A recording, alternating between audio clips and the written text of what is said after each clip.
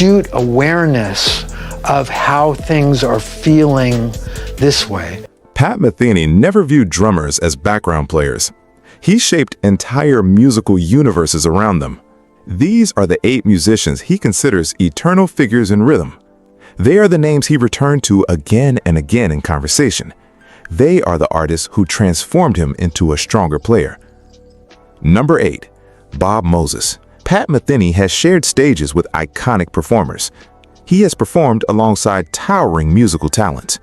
Yet, whenever Bob Moses enters the discussion, his tone changes completely. In Metheny's eyes, Moses may be the most overlooked drummer he ever encountered. Hearing that kind of praise about a drummer unfamiliar to many mainstream listeners says everything. Moses appeared on Bright Side Life, Metheny's 1976 debut album, and their connection stretched far beyond the studio sessions. The two musicians spent endless hours improvising together as a duo after the album's release. There were no crowds, no rehearsed arrangements, and no destination in mind, only exploration through sound.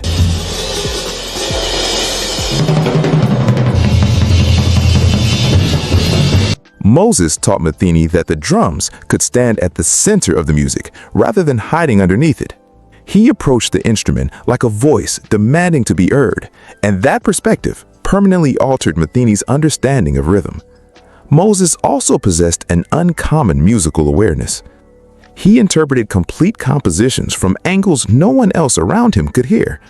And I've never really heard anybody even come close to it. I mean, as much as people are good. He became the first person to fully reveal the revolutionary brilliance of Roy Haynes to the young guitarist, an influence Metheny would later reference repeatedly in conversations about drumming. The impact was subtle, yet deeply rooted, shaping everything that followed. Bob Moses never achieved the level of recognition his artistry warranted, but through Metheny's music, his legacy echoes across 5 decades of remarkable work. Number 7. Danny Gottlieb.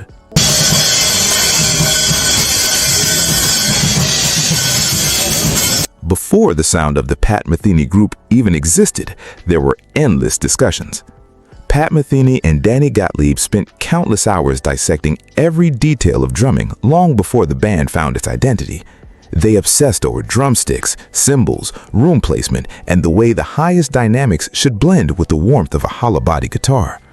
The process bordered on fixation, because it truly was.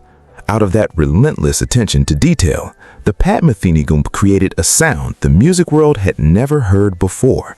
Gottlieb became the original drummer of the band and one of the architects behind its foundation. Their concept challenged convention at the time. The cymbals would carry the momentum, the bass drum would step back, and the music would occupy a space between jazz and rock while belonging fully to neither. And get a lot more kind of like, respect in a way. Tony Williams hinted at that territory during the 1960s, but Gottlieb and Metheny transformed the idea into the backbone of a completely fresh musical language, and audiences around the world noticed immediately. What made Gottlieb impossible to replace was the sensitivity of his touch. Metheny has openly said this cymbal playing felt almost supernatural. Part of that came from an unusual background. Before becoming a drummer, Gottlieb studied cello, and that experience gave him extraordinary command over softer dynamics that most drummers never fully master. He could make the drums sing like a melodic instrument in the truest sense imaginable. During his 7 years in the band, he helped create recordings that still sound unmatched decades later. Number 6. Paul Wertico.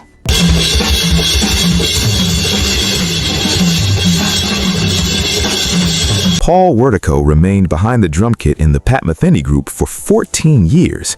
Very few drummers in any elite working band have maintained that role for so long. To grasp how extraordinary that achievement was, you have to understand the pressure he faced night after night. There were no headphones, sequencers filled the monitors, and the guitarist stood close enough to catch every cymbal overtone. The drums alone controlled the dynamic ceiling for the entire ensemble. Many drummers would have fallen apart in that environment. Wertico made those challenges vanish completely. Metheny once admitted he stopped noticing the sequencers at all because his attention stayed fixed entirely on Paul's playing. One of the greatest drummers I've ever played with. and I got to play with him every night for years. That statement carries enormous weight.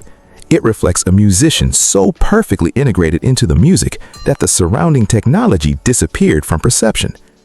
Yet his brilliance was not limited to technical skill. Metheny valued Wertico's musical roots just as much. His understanding of Roy Haynes ran deep and authentic, and Metheny has always viewed that lineage as essential for anyone serious about jazz drumming. Wertico embodied it naturally. The album Still Life Talking remains the clearest example in Metheny's mind. Across much of the record, the bass drum is barely present. Instead, snare and cymbals shimmer together with quiet intensity. It was Roy Haynes filtered through a contemporary voice, delivering only what the music demanded and refusing anything unnecessary. 14 years of performing under those conditions night after night, that alone explains what greatness behind the drums truly looks like. Number 5. Billy Higgins. Some artists guide you through instruction and demonstration. Billy Higgins changed Pat Metheny by choosing a completely different path from everyone around him. He never attacked the drums with brute force. In an era where many drummers pushed toward climaxes by growing louder until the room erupted, Higgins rejected that approach entirely. Playing beside him forced Metheny to recognize an uncomfortable truth about his own habits. He had grown reliant on drummers exploding underneath his solos at the emotional peak. Higgins removed that safety net completely and forced him to resolve musical ideas through his own phrasing. The trio featuring Higgins and bassist Charlie Hayden created Rejoicing, one of the most emotionally restrained yet devastating albums in Metheny's catalog. Every phrase across that record feels deliberate, measured, and saturated with emotion. Higgins generated tension through structure and design, through the shape of the music itself, rather than sheer physical impact.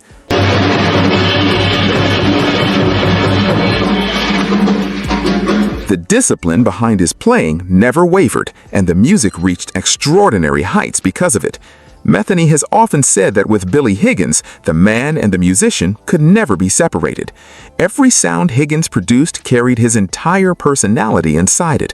Few compliments between musicians have ever felt more profound. His spirit lived so fully within the music that you could recognize it immediately, without confusion. You could sense his presence instantly and never mistake it for anyone else. Some drummers sharpen your technique. Billy Higgins pushed musicians toward honesty instead. Number 4. Paul Motian. Shut your eyes for a moment and try locating the pulse.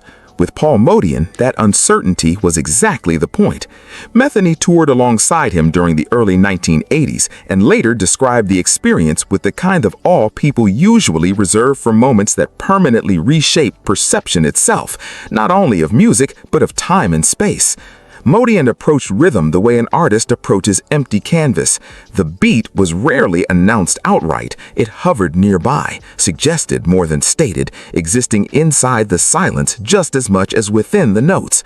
For a guitarist whose style depended so heavily on breath, phrasing, and the gaps between ideas, performing with someone who understood silence that deeply became a life-changing revelation.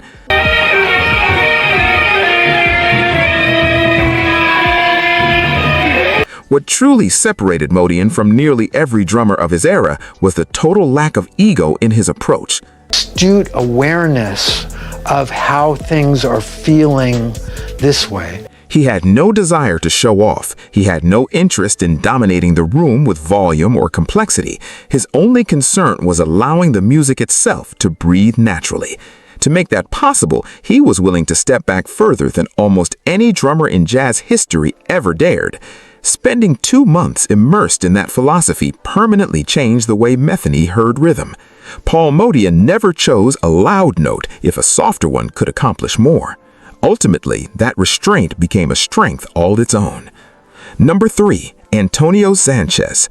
Pat Metheny auditioned somewhere between 10 and 15 of New York's most gifted young drummers. One by one, they arrived, dazzling, polished, and technically flawless. Yet something never quite clicked. Then Antonio Sanchez entered the room, and almost instantly, the search ended. The first thing that stunned Metheny was how quietly he played. Nobody had ever performed with such softness while still sounding so complete. Sanchez carried a calmness in his touch that radiated total assurance. He felt like a musician with nothing left to prove and an endless amount left to give. Only later, once they truly began playing together, did the deeper reality emerge. Beneath that gentleness lived a level of technical mastery so overwhelming it bordered on terrifying. Sanchez simply chose not to showcase it immediately, and that decision told Metheny everything he needed to understand about him.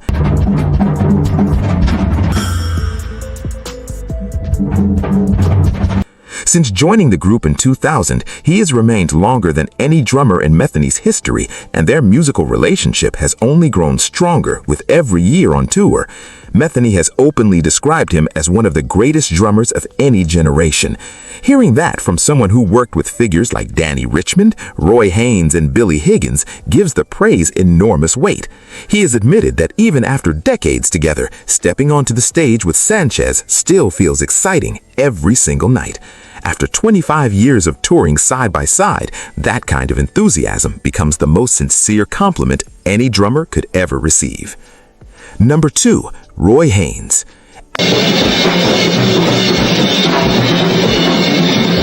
Ask Pat Metheny who stands above the rest, and the answer comes immediately. Then he will probably wonder aloud why the wider world still fails to fully recognize him. The frustration in Metheny's voice whenever Haynes is discussed feels genuine and deeply deserved. Here was a drummer who remained innovative through 5 separate decades of jazz evolution, a musician whose influence touched nearly every serious rhythm player who followed, and whose breakthroughs Metheny considers essential language for anyone hoping to play jazz truthfully. Yet despite all of that, mainstream jazz audiences never elevated Haynes to the stature he deserved. Metheny has even joked that the man should receive a Presidential Achievement Award, though the comment carries more sincerity than humor. The two musicians recorded Question and Answer together, and shortly before that famous 1991 Modern Drummer interview, Metheny spent 2 months touring with Haynes. What he witnessed during those performances left him stunned night after night. Haynes would launch into extended solos built with such sophistication and architectural precision that Metheny believed they could be transcribed directly for a percussion ensemble. This was never just a drummer improvising in the moment. It was a composer shaping ideas in real time through the language of rhythm itself. The musical bloodline Roy Haynes established can be heard in nearly every drummer mentioned on this list. Bob Moses absorbed lessons from him. Danny Gottlieb emerged from that tradition. Paul Wertico studied his approach with serious dedication. Jack DeJohnette carries traces of him in nearly every phrase he plays. Metheny has mapped out that influence repeatedly over the years, and the conclusion always leads back to the same source. One musician stretched across 5 decades of innovation, shaping generations so deeply and so subtly that countless listeners felt the impact without ever realizing where it began. Number 1. Jack DeJohnette.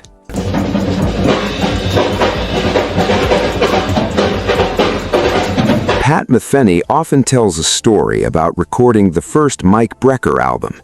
Jack DeJohnette arrived at the session, listened through the material only once or twice, and then the recording light switched on. While Metheny was still figuring out whether the arrangement was heading toward the first ending or the second, DeJohnette was already fully immersed inside the composition, performing every detail flawlessly as though he had lived with the music for years. That single moment explains why Jack DeJohnette sits at the very top of this list. His musicianship feels completely instinctive.